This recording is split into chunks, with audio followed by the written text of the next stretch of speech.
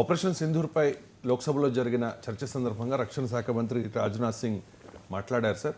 రాజకీయ సైనిక లక్ష్యాలను సాధించిన తర్వాత మాత్రమే ఆపరేషన్ సింధూర్ను ఆపాము.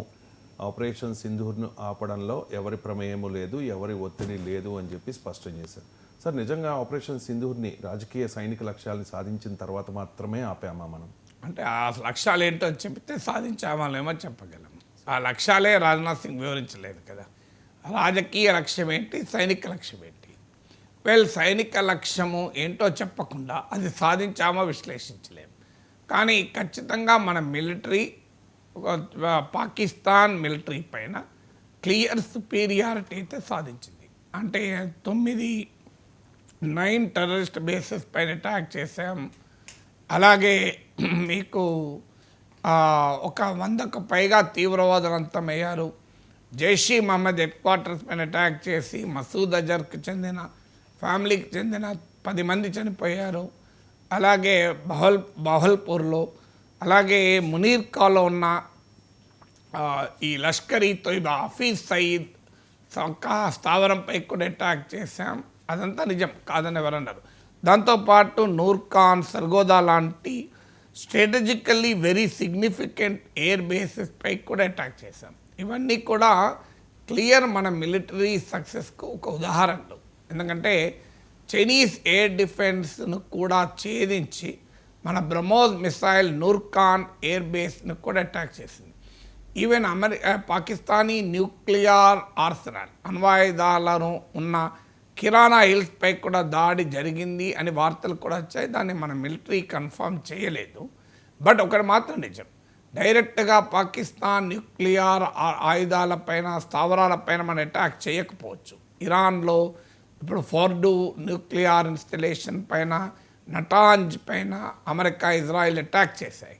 ఆ రకమైన అటాక్ చేయకపోయినా కూడా అతి సమీపంలో కూడా మనం దాడి చేసి we have shown our capability, not intent. అంటే మిలిటరీ భాషలో చెప్పాలంటే కెపబిలిటీ అంటే సామర్థ్య ప్రదర్శన అంటారు.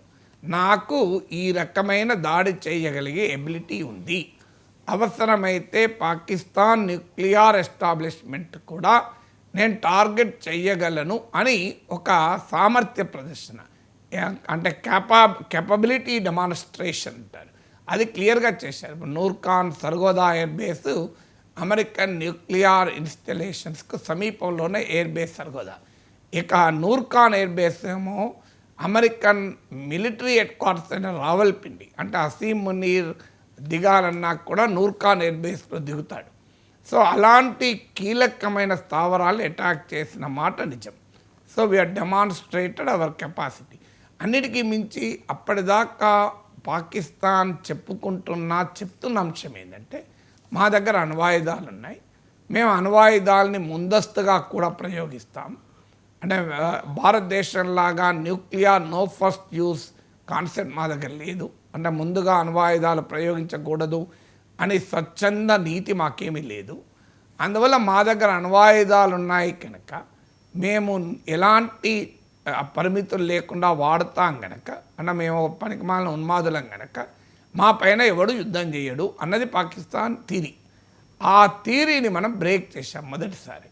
ఆ థీరీని బ్రేక్ చేసి న్యూక్లియర్ షాడో అనే అణ్వస్త్రాల నీడన కూడా కన్వెన్షనల్ వార్లో చాలా చేయవచ్చు అని ఆ పాసిబిలిటీని నిరూపించాం. అంటే ఇమీడియట్గా ఒక డ్రోన్ ప్రయోగించడంతోనే అణ్వాయుధాలు వాడరు కదా. ఇప్పుడు ఎవరైనా 2 వ్యక్తులు కొట్లాడారనుకోండి, ఫస్టే కత్తి తీసుకొచ్చి పొడవడు. ఫస్ట్ ఒక కట్టతో కొడతాడు, చేతులతో కొడతాడు, ఇంకా రకరకాల రాళ్ళతో కొడతాడు.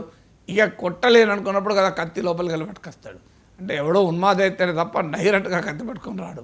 సో అలాగే న్యూక్లియర్ వెపన్స్ను చాలాసార్లు నేను చెప్పాను కూడా, nuclear weapons are not war weapons, they are deterrence weapons అంటారు.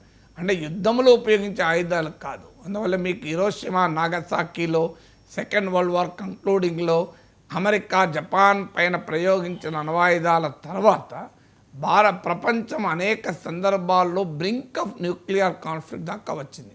అది క్యూబా మిసైల్ క్రైసిస్లో నుంచి మొదలుకొని ఇటీవల ఉక్రెయిన్ వార్ వరకు కానీ ఎన్నడూ కూడా అణ్వాయుధాల ఉపయోగం జరగలేదు, ఎవరు ఉపయోగించలేదు. అందువల్ల అణ్వాయుధాలు వార్ వెపన్స్ కాదు, డిటరెన్స్ వెపన్స్. సో పాకిస్తాన్ ఆశించింది అంటే తన దగ్గర అణ్వాయుధాలు ఉన్నాయి కనుక ఎవరు దాడి చేయరు అని. కానీ వీ హ్యావ్ ప్రూవెన్ అంటే with in the shadow of nuclear weapon this a great scope for conventional war అని. అందువల్ల ఇవన్నీ నిజం. ఈ సుపీరియారిటీ మొత్తం సాధించాం.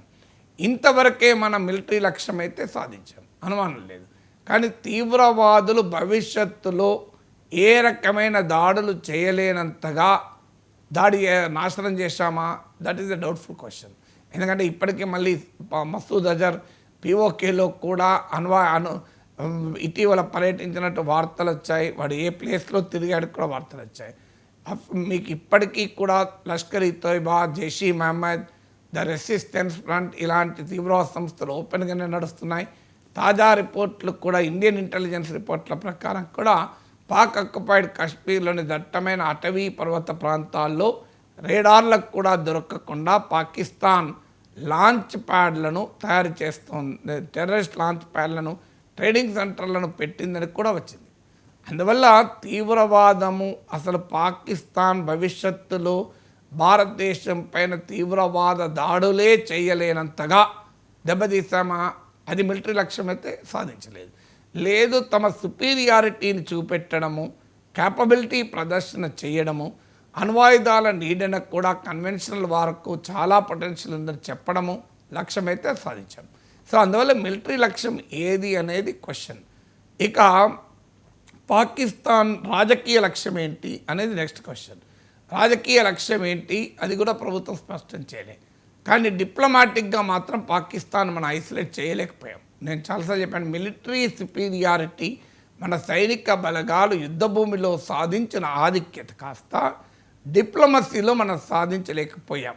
కొన్ని అంటే డిప్లొమసీ ఎప్పుడూ స్ట్రైట్గా ఉండదు, హెచ్చుతగ్గులు ఉంటాయి, కాదని అనను. బట్ స్టిల్ మీరు చూస్తే అమెరికా, చైనా, పాకిస్తాన్ నెక్సెస్ ఆ పీక్ స్థాయికి కనబడింది.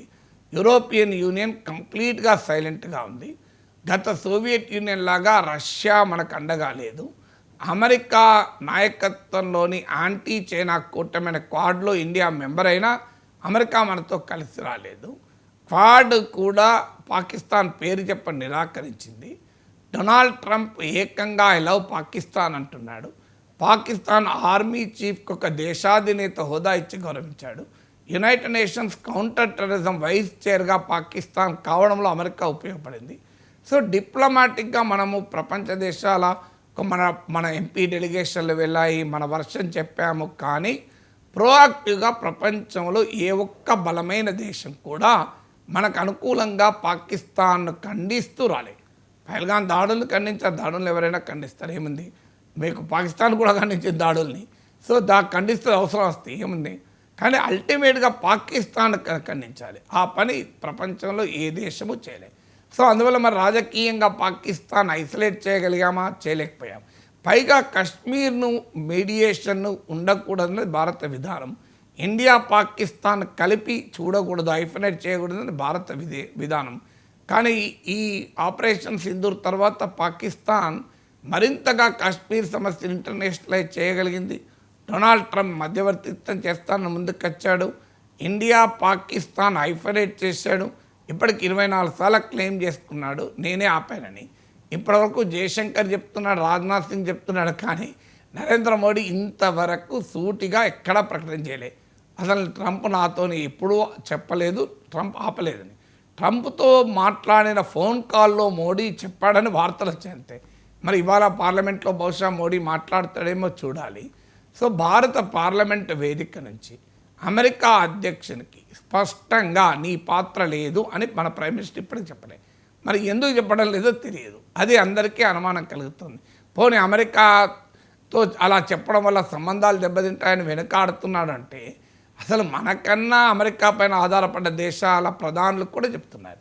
జపాన్ ఉంది, జపాన్కు సొంత సెక్యూరిటీ కూడా లేదు, డిఫెన్స్ కూడా లేదు. వాళ్ళంతా అమెరికాకు అవుట్సోర్స్ చేశారు.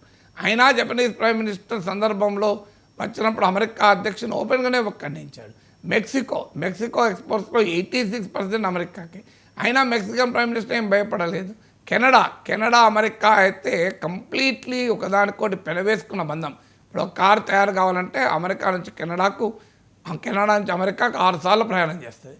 అంత ఇంటర్లింక్ అయి ఉన్న ఎకానమీ అయినా కెనడా కూడా, కెనడా ప్రైమ్ మినిస్టర్ బహిరంగానే ట్రంప్తో పట్టాడు. మరి ఒక సవరిన్ నేషన్, స్ట్రాటజిక్ అటానమీని కోరుకునే కంట్రీ ప్రైమ్ మినిస్టర్ మరి ఎందుకు ట్రంప్ను వై ఈజ్ ఈ not calling him a bluff, నువ్వు చెప్పే తప్పని ఇప్పటి వరకు ఎందుకు అనడం లేదు, ఎవరికి అంతుపట్టదు.